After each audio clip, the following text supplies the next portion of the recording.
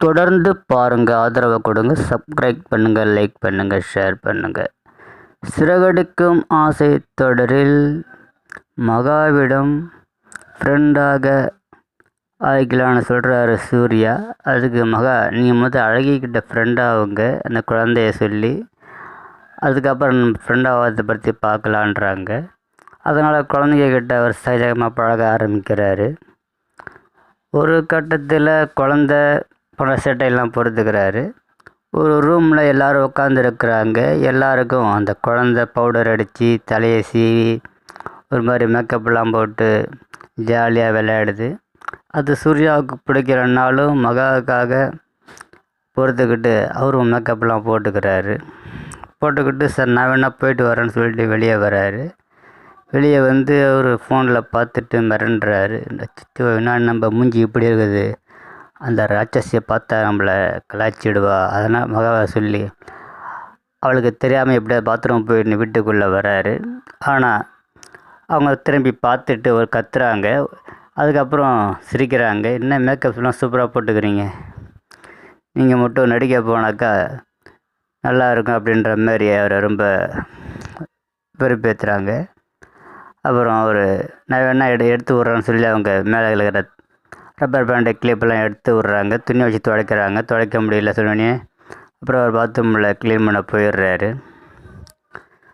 விஜய் அழகிய தூக்கிக்கிட்டு அவர் ரூமுக்கு போகிறாரு.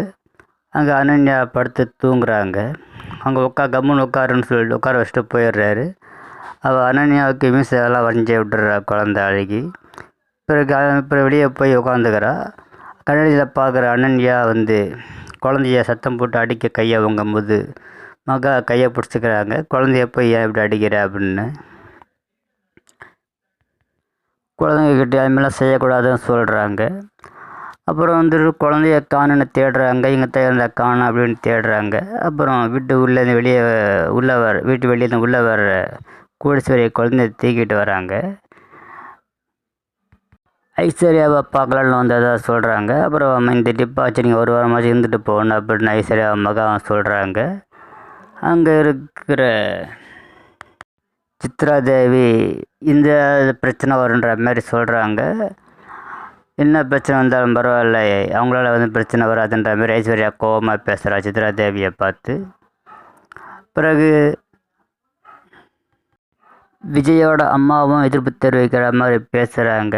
அதை கேட்குற சூர்யாவோட அம்மா தங்குத்தம் அதனால் என்ன இப்போன்ற மாதிரி, ஏன் வீட்டுக்கு வந்தால் இப்படிலாம் பேசுகிறேன்ற மாதிரி கோடீஸ்வரிக்கு சாதகமாக பேசுகிறாங்க.